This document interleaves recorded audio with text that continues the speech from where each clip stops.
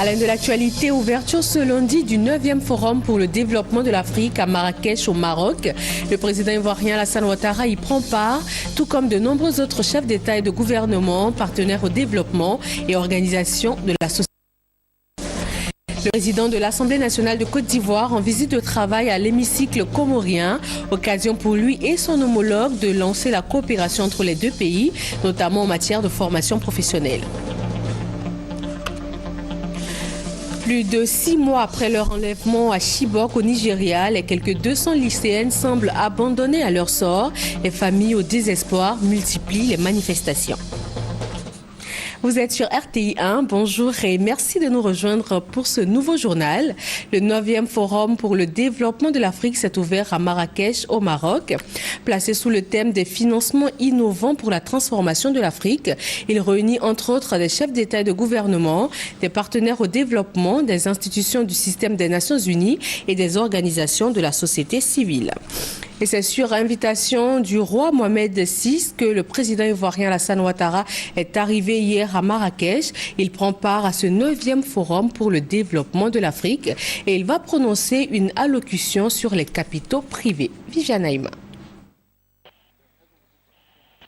La CEA, la Commission économique pour l'Afrique, qui est le centre de réflexion chargé de réfléchir sur les politiques économiques de l'Afrique, tient pour la première fois son forum qui se déroule tous les 2 ans hors de son siège d'Addis Abeba. Et c'est la ville de Marrakech au Maroc qui est choisie pour abriter ce 9e forum africain pour le développement. Invité du roi Mohamed VI pour prendre part à cette rencontre qui s'ouvre lundi et au cours de laquelle il fera une contribution très attendue sur le thème des capitaux privés dans la problématique du capital investissement en Afrique. Le président de la République, Alassane Ouattara, est arrivé ce dimanche à Marrakech accompagné de son épouse. Il a été accueilli à l'aéroport international Marrakech-Menara par le Premier ministre, chef du gouvernement marocain Abdelila Ben Kiran, et par une forte présence de ses compatriotes vivant au Maroc qui ont effectué le déplacement en car de toutes les grandes villes de ce pays, de Casablanca, de Rabat, de Fès, pour exprimer leur affection, leur soutien et leur grande joie de recevoir eux aussi leur président dans leur pays d'accueil. Effectuant sa première visite officielle au Maroc depuis son accession à la magistrature suprême, le président de la République s'est réjoui de rendre à son tour visite au roi Mohamed VI dans son pays, après les 2 visites effectuées par le souverain chérifien en Côte d'Ivoire. L'objet principal de mon séjour, c'est de revoir Sa Majesté, qui nous a honorés de plusieurs visites en Côte d'Ivoire, cette année comme l'année dernière. Et donc je viens le saluer, lui présenter mes hommages, mes respects, toute ma considération et lui dire que le royaume chérifien est une terre qui me tient à cœur parce que j'ai travaillé longtemps sur le Maroc quand j'étais au Fonds monétaire international et donc avec Sa Majesté qui a un rôle de leadership sur le continent actuellement. Avec tous les défis que nous avons, je pense que cette concertation me permettra d'aller encore plus en avant pour aider la sous-région ouest-africaine et le continent.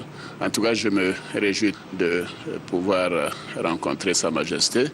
Madame la Première Dame est avec moi, puisqu'elle s'est liée d'amitié avec Madame la Princesse Leila Selma. Et donc, disons, c'est une visite particulière. Et je suis particulièrement heureux d'être là. Cette visite du président de la République, Alassane Ouattara, au Maroc, va s'achever le 15 octobre. Et vous le savez, le président de l'Assemblée nationale a effectué une visite de travail aux Comores. Il a participé à la 2e session parlementaire de l'hémicycle. Il a également rencontré les autorités universitaires et les cadres de ce pays qui ont été formés en Côte d'Ivoire. Avec eux, il a été question de la reprise des relations de coopération entre les 2 pays. Léon Brou, envoyé spécial aux Comores. Le président de l'Assemblée nationale à la rencontre du gouverneur de l'archipel de Grande Comore, objectif pour Guillaume Soro, dire la fierté de son pays à Mouini Baraka, l'un des cadres comoriens formés en Côte d'Ivoire. Au nombre de 1000, leur association a tenu à exprimer à travers le chef du Parlement sa reconnaissance à la Côte d'Ivoire. La Côte d'Ivoire pour nous c'est la mère nourricière. Dans les 250 à 300 cadres, nous avons des mathématiciens, des économistes et beaucoup de médecins spécialistes. Et donc pour nous c'est une fierté. Fierté pour les Comores, fierté pour la Côte d'Ivoire et pour l'amitié ivoiro-comorienne. Avant de rencontrer ses produits finis en Côte d'Ivoire, aujourd'hui pilier de l'administration comorienne, Guillaume Soro était l'invité de la seule université de ce pays hôte. Aux étudiants, autorités académiques, le chef du Parlement a affirmé la disponibilité de son pays à reprendre la formation de la jeunesse comorienne. Il nous sera donc facile de faire en sorte que le ministre de l'enseignement supérieur vienne ici et que nous puissions entamer cette coopération de façon plus rigoureuse.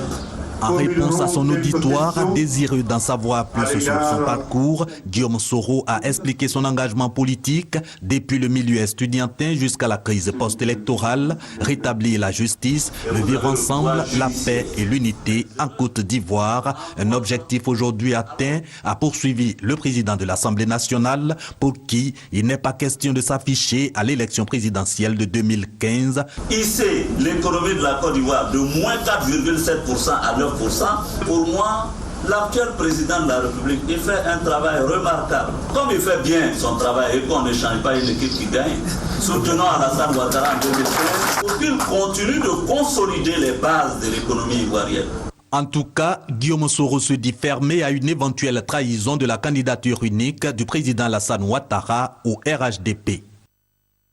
Parlons défense avec cette manœuvre militaire conjointe des Ivoiriens et des forces navales françaises basées au Sénégal à bord du patrouilleur L'Émergence. Hamza Diaby. Après les opérations militaires maritimes conjointes du 29 septembre au 3 octobre dernier sur les plans d'eau d'Aboisseau, de Noanon, d'Afouéno et les frontières maritimes avec le Ghana, les forces navales de Côte d'Ivoire et celles de la France basées au Sénégal ont poursuivi ce jeudi leur manœuvre nautique dans le cadre de l'action de l'État en mer. Le patrouilleur L'Émergence, suivi des embarcations commando de 12 mètres semi-rigides, 3 UFR 930 et 3 RIB ont été utilisés par une équipe de navigateurs et commandos français, une équipe de fusiliers commando ivoiriens, une équipe plongeurs démineurs protecteurs et spécialisés en intervention rapide en haute mer pour mettre à exécution un scénario d'arraisonnement et de fouille de pirates. Il s'agissait d'arraisonner une embarcation jugée suspecte et procéder à une fouille systématique de tout l'équipage. Cette opération d'arraisonnement est faite par une équipe de forces spéciales issue de la compagnie Fusiliers Commando de la Marine nationale. Pour l'amiral Jakari Diakonaté, désormais, rien ne sera comme avant. Et le message, il le lance aux narcotrafiquants, aux acteurs des pêches illicites, aux pirates et autres grands bandits et opérant dans les eaux de la Côte d'Ivoire. En attendant l'arrivée très prochaine d'un autre navire, le patrouilleur L'Émergence et les autres engins militaires nautiques restent omniprésents en mer et en lagune pour mettre à exécution les charges de la Marine nationale, à savoir la défense et la sécurisation des eaux nationales. Les meilleures écoles et les meilleurs agents des forces républicaines de Côte d'Ivoire ont été célébrés. L'objectif de cette reconnaissance, inciter à la culture de l'excellence. Hamza Diaby.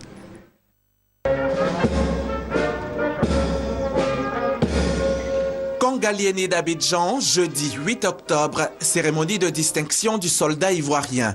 Une initiative du ministre chargé de la Défense, Paul Kofi Kofi, qui par cette action veut promouvoir l'excellence au sein de l'armée ivoirienne en récompensant les meilleurs soldats des différents corps armés. Cette cérémonie vise à donner une image exemplaire du soldat au sein des FRCI, mais aussi au sein de la société. Au cours de cette cérémonie, ce sont au total 9 prix dans 3 catégories qui ont été décernés. Le prix d'excellence des armées, le prix d'excellence des écoles et le prix d'excellence du glaive d'honneur de la gendarmerie nationale. Les prix concernent les 2e et 3e de chaque catégorie. Les majors, eux, ont été primés le 6 août dernier. Je voudrais m'adresser aux récipiendaires pour leur dire que l'armée, se caractérise par l'excellence. Les prix ayant été reçus doivent être considérés comme le résultat d'un travail d'équipe. Et aussi donner l'exemple à tous les jeunes qui sont ici présents ou ailleurs au sein des forces pour leur dire que la récompense est au bout du travail bien fait. Le mérite est au bout de l'effort.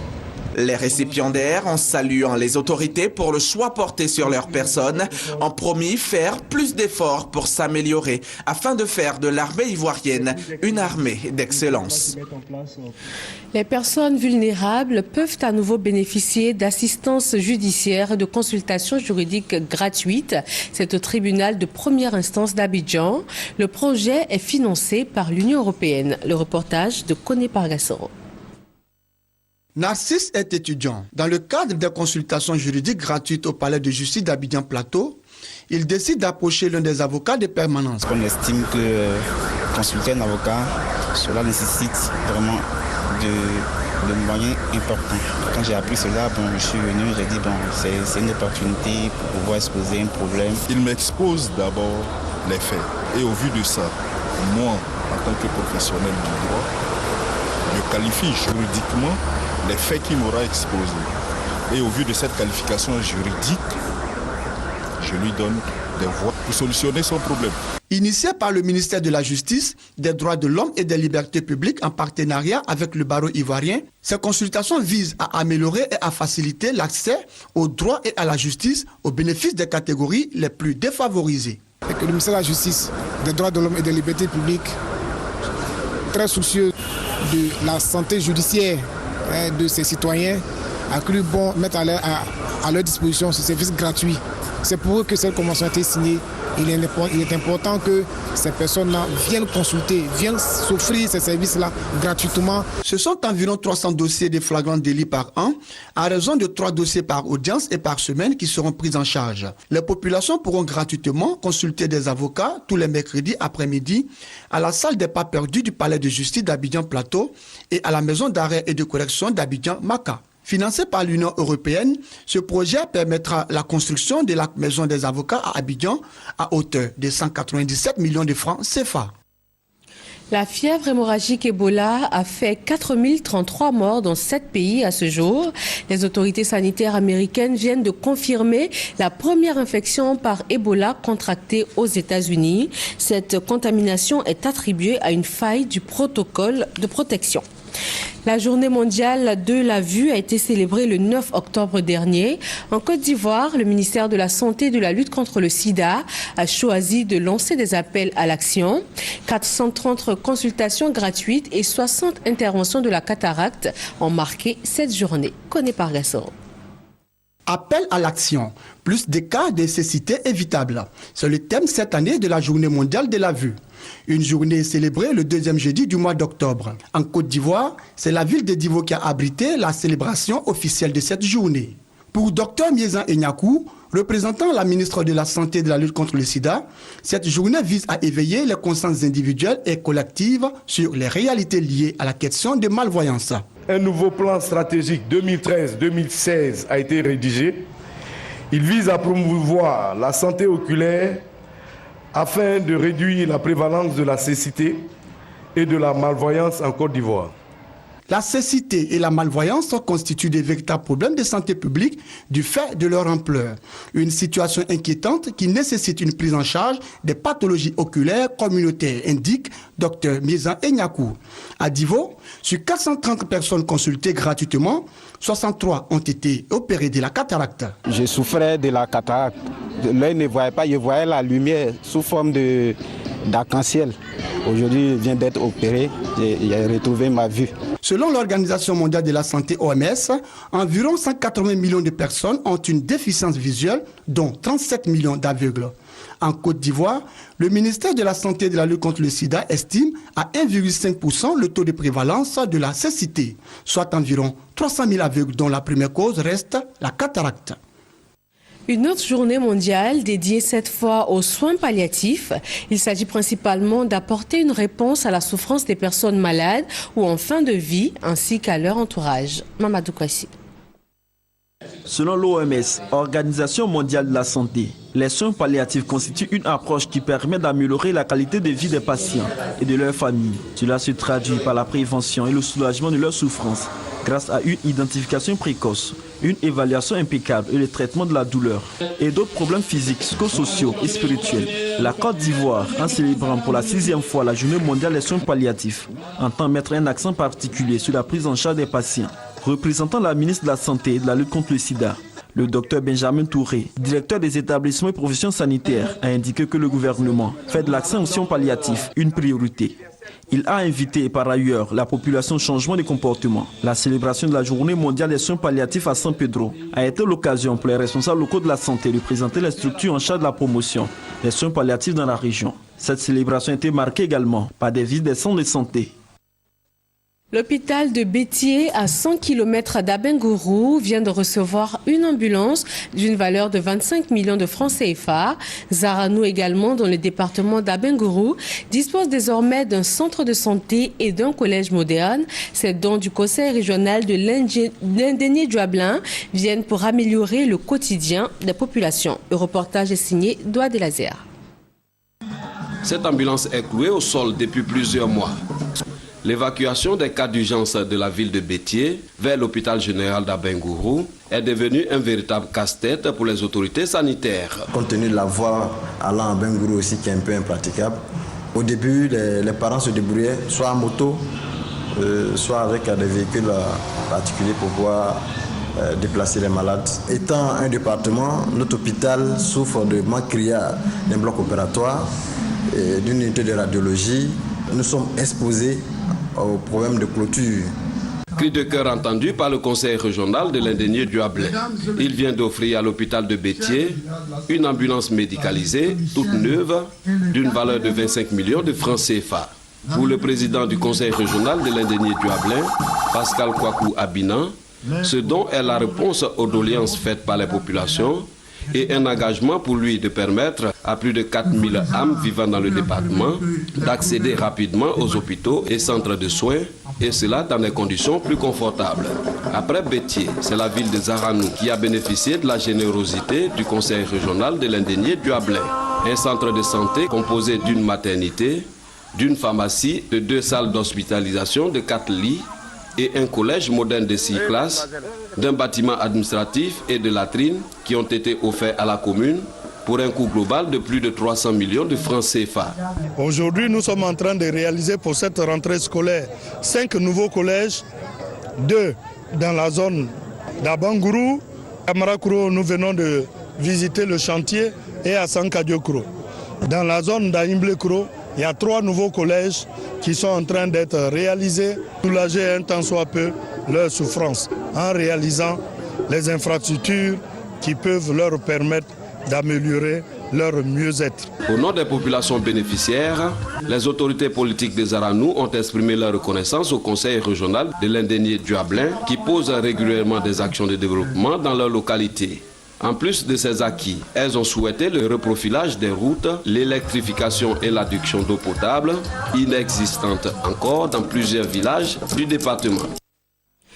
Les acteurs de la filière ressources halieutiques formés à la récupération des produits capturés. Cette initiative du ministère des Ressources animales et halieutiques, avec l'appui de l'Organisation des Nations Unies pour l'alimentation et l'agriculture, est une étape de plus vers l'atteinte de l'autosuffisance en produits halieutiques. Mamadou Kwasi. Pendant 3 jours, ces acteurs de la production des ressources halieutiques ont été formés sur les techniques de préservation des produits capturés. 20% de ces produits sont inutilisés selon une étude de l'Organisation des Nations Unies pour l'alimentation et l'agriculture, FAO. Cette formation est axée sur le cadre réglementaire en matière de prévention et de réduction des pertes post-capture des produits halieutiques.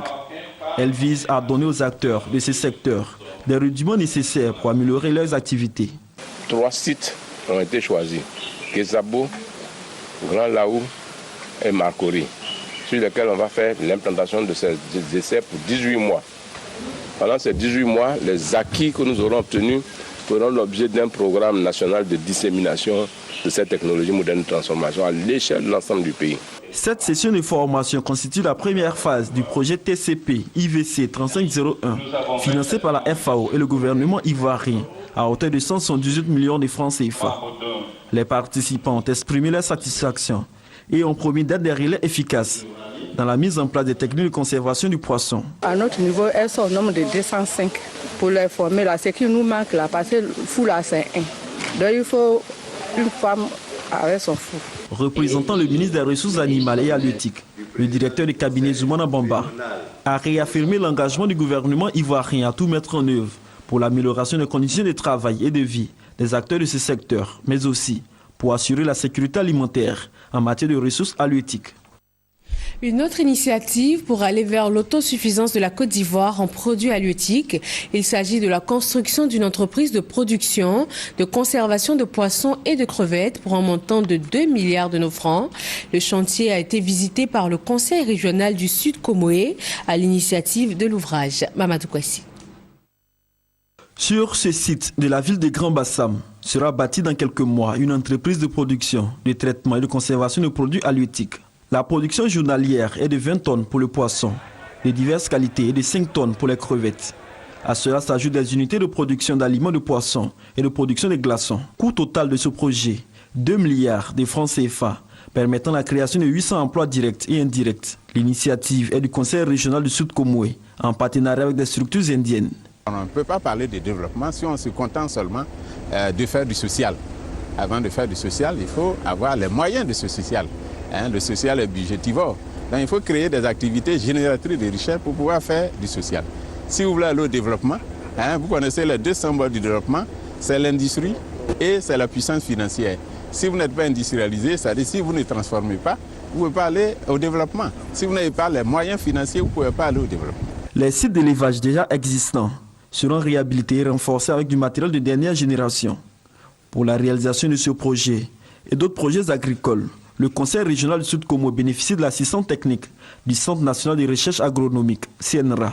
Le docteur Akaolé, président du Conseil régional du Sud Comoé, soutient que ces initiatives visent à améliorer les conditions de vie des populations à travers la création d'emplois, la création de richesses et l'assurance de la sécurité alimentaire. Tournée des chefs traditionnels de Saint-Fra pour visiter les grands travaux du gouvernement. Il s'agit notamment de l'échangeur de la Riviera 2, du pont Henri-Konan Bédié de Marcory, de l'université Félix Houphouët-Boigny d'Abidjan. Kader Ouattara, Amsa Diaby. Partir du concret pour convaincre, c'est l'objectif de cette visite des chefs traditionnels du département de Saint-Fra qui veulent s'imprégner des réalisations du président Alassane Ouattara à Abidjan. Première étape, la gare internationale d'Abobo. Les chefs ont eu droit à une visite guidée avec le premier responsable de ces lieux, bâti sur une superficie de 14 hectares. Cap est ensuite mis sur l'université Félix Houphouët-Boigny, le temple du savoir rendu propice aux études par les bons soins du chef de l'État. À quelques encablures de là, l'échangeur de la Riviera 2, puis le pont Henri-Konan Bédié, le troisième de la ville d'Abidjan, reliant les communes de Cocody et Marcory. À la fin de cette tournée, les têtes couronnées ont tenu à saluer le travail abattu par le président de la République, mais ils ont aussi fait des doléances à son endroit. Toutes les réalisations que nous avons vues depuis la gare internationale d'Abobo, l'université Félix Houphouët-Boigny d'Abidjan, le troisième pont et l'échangeur de la Riviera, vraiment c'est des travaux entre guillemets de titans. Donc les chefs ici, unanimement, vraiment sont contents de ces déplacements. Et ils ont vu ce qui est en train de se faire. Le président de la République a déjà visité certaines régions. Nous attendons qu'ils viennent vers nous aussi pour que le développement soit uniforme dans toute la Côte d'Ivoire. Selon les chefs traditionnels, avec la réalisation de tous ces travaux, nul doute que la Côte d'Ivoire a emprunté le schéma de l'émergence. Ouverture de la sous-préfecture de Diamba dans le département de Tanda, zone nord-est de la Côte d'Ivoire. Le tout premier sous-préfet vient d'être installé. Herman Yamia. 4 années après son érection en chef-lieu de sous-préfecture, le village de Diamba dans le département de Tanda vient d'avoir son premier sous-préfet. Il s'agit de Nathalie Mat Ossiri, administratrice civile. L'événement a mobilisé les populations des 19 villages qui composent cette sous-préfecture. Les populations, par la voix de Niamey Livas et Emmanuel, ont traduit leur reconnaissance au président de la République Alassane Ouattara et au ministre d'État, ministre de l'Intérieur et de la Sécurité Ahmed Bakayoko, qui viennent de donner un coup d'accélérateur au développement de leur localité. Elles ont par ailleurs souhaité que Diamba soit relié au réseau électrique national. Diamba, ont-elles précisé, bénéficie de l'électricité jusque-là que grâce à un groupe électrogène. Heureuse qu'une fête soit organisée en son honneur, la nouvelle administratrice a promis de travailler pour le développement de Diamba. Mais ce développement, selon le préfet du département de Tanda, ne pourrait être une réalité que si tous les fils et filles de Diamba constituent autour de leur sous-préfet une union sacrée. Andjoukou a donc invité les villages qui refusent de se rattacher à la sous-préfecture à changer de langage. Une remise des prix d'excellence aux meilleurs élèves de la sous-préfecture et un match de football remporté par le village de Kwame Bonikro ont également meublé cette cérémonie. Les acteurs de la filière café-cacao, informés et sensibilisés sur les nouvelles dispositions en vigueur pour la campagne 2014-2015, à Yamoussoukro, la capitale politique ivoirienne, ils ont été exhortés à utiliser les produits phytosanitaires homologués par l'État. Soro Corona, Kwadjo Kwame. La campagne Café-Cacao au titre de l'année 2014-2015 a été lancée officiellement le 1er octobre dernier. Le prix du kilogramme de cacao est fixé à 850 francs CFA Borchamp. Pour le respect de ce prix et surtout pour sensibiliser et informer les acteurs de la filière sur les nouvelles dispositions, le Conseil Café-Cacao a initié une rencontre à Yamoussoukro. Cette disposition concerne la commercialisation intérieure et l'utilisation des produits phytosanitaires pour l'entretien des vergers. Les envoyés du Conseil Café-Cacao ont exhorté les coopératives à se conformer aux consignes OARDA. La qualité du cacao était au menu de la rencontre de Yamoussoukro. Les paysans étaient invités à arrêter de sécher le cacao sur le goudron et le ciment. Pour les produits phytosanitaires, il a été demandé aux producteurs de respecter les recommandations des agents de l'ANADER et surtout d'éviter d'utiliser les herbicides du coton pour l'entretien des vergers cacaoyers. Ce sont des innovations qui vont permettre de fiabiliser toutes les informations liées à la commercialisation du café et du cacao. Et des informations également sur l'utilisation des produits phytosanitaires que le ministère de l'Agriculture a fait passer à travers son représentant sont des choses extrêmement importantes parce que vous avez compris qu'il s'agit de la vie des hommes, mais aussi il s'agit d'améliorer la qualité du cacao ivoirien exporté dans les pays étrangers. Les meilleures coopératives et producteurs de la campagne 2013-2014 des régions de la Maraoué, du Bélier et de Gbeka ont été récompensés. La campagne passée, les 3 régions ont produit plus de 64 000 tonnes de fèves de cacao et 1500 tonnes de cerises de café. La Côte d'Ivoire représente 35,6% de la production mondiale de cacao avec 1,5 million de tonnes. Le ministère de la Solidarité, de la Famille, de la Femme et de l'Enfant vient en aide aux familles en détresse, des bons de prise en charge sanitaire pour les malades et des dons en espèces pour aider les familles nombreuses à subvenir à leurs besoins quotidiens. Herman Yamia. Ces familles sont les heureux bénéficiaires de la nuit de la solidarité. Elles viennent de recevoir des mains du ministre de la Solidarité, de la Famille, de la Femme et de l'Enfant des bons de prise en charge. Ces bons vont leur permettre de bénéficier des soins gratuits dans les établissements sanitaires pour les malades et soulager également les parents qui ont des difficultés pour s'occuper de leur progéniture. Ce don est la matérialisation de la générosité de certaines personnes et entreprises qui ont décidé de tendre la main à ceux qui sont dans le besoin. De quoi réjouit le ministre de la Solidarité, de la Famille, de la Femme et de l'Enfant, qui a souligné que la solidarité doit habiter tous les Ivoiriens. Par un geste d'amour, par un geste de partage, par un geste d'affection, un geste de fraternité, on crée entre nous ce sentiment fort de solidarité, n'est-ce pas, autour de la nation. Ce sont 39 millions de francs CFA qui ont été répartis aux 15 familles en détresse. Recevant les bons, les bénéficiaires ont traduit leur gratitude au ministre Andésiré Ouloto et aux donateurs qui viennent leur apporter le sourire. Je suis ému et très content du geste que le ministère de la Solidarité, de la Famille, de la Femme et de l'Enfant vient de poser ce matin. C'est un geste qui me va très droit au cœur.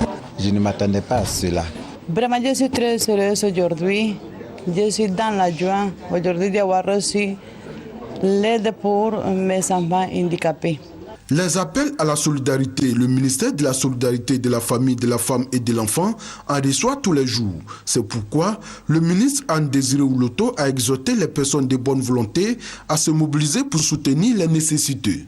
Et voilà pour ce 13h. Merci de votre attention. Très bon début de semaine à vous sur RTI1.